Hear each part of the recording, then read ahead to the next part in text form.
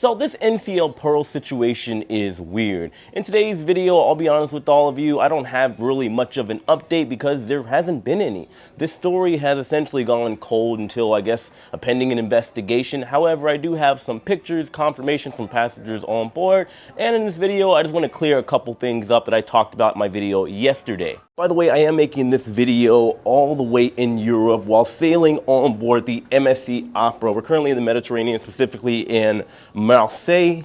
Well, we're about a 40-minute ride away from Marseille, which is why I'm not getting off the ship. But anyway, when it comes to this whole situation going on with the NCL Pearl, there's been a lot of controversy, a lot of talk. A lot of people were even getting mad at me yesterday for making a video talking about it in the way I titled it, talking about the NCL Pearl hit a fishing boat, something of that nature. Here's the thing, when it comes to this, I never said it was NCL's fault. It just seemed weird to me to say, especially looking at the shape of the ship and how everything went down, to say that a ship hit the NCL Pearl. It's weird to me because the way I look at it, if a train hits a car, or if a car rather were to go on the train tracks and the train hit it, you still wouldn't say the car hit the train. Right? I think the bigger one, in my opinion, wins, and for title's sake, it just kind of made a little bit more sense. Now, anyway, when it comes to this situation, we have a picture of the boat, the Gabby G. It looks like it got some front damage over at the bow or the front of the ship, and well, it don't look too good. Apparently, after the accident, the ship was then towed back to its home port.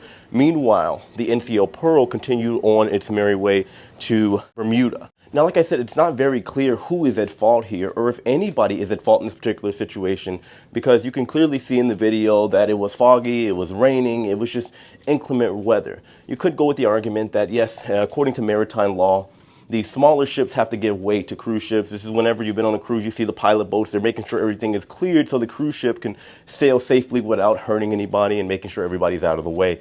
It makes sense.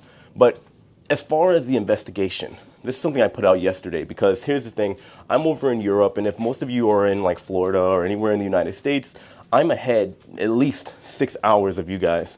And I was telling people that around like midnight-ish your time up until about 6 a.m., the story kept getting deleted. It kept getting shadow banned all over the place. I saw it get deleted and then put back up and deleted and put back up. I don't think it was NCL. I don't think they have that kind of power.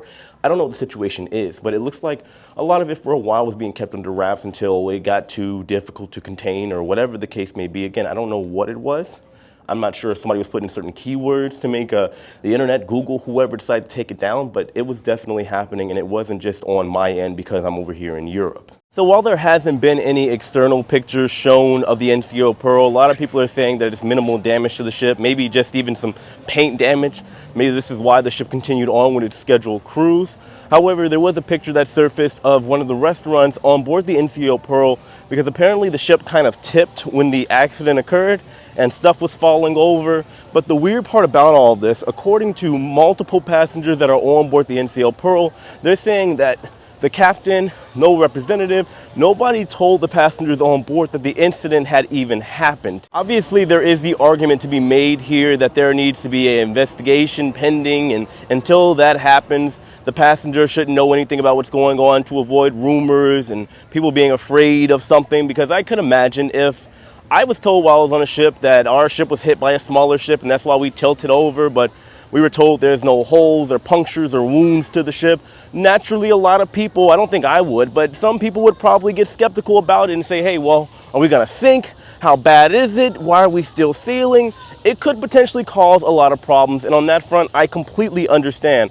However, you still have to throw out there the lack of transparency. If I was paying for a cruise and something happened, I would still want the captain or the staff or somebody on board to be transparent with me. Anyway, guys, that's all I got. I'm just giving my 2 cents on the matter and whatever update is out there. Also, if anybody has an update, or if they happen to be sailing on the NCL Pearl and they have finally heard something from the captain or staff or somebody on board regarding this incident, please let me know in the comment section below. And guys, as always, I never say this, but please don't shoot the messenger. I'm just telling you guys about what's going on and talking about topics and making content on topics that I think all of you would be interested in. Now, I'm gonna get ready to wrap it up. I hope you guys are doing well. Just know that I love and appreciate every single one of you.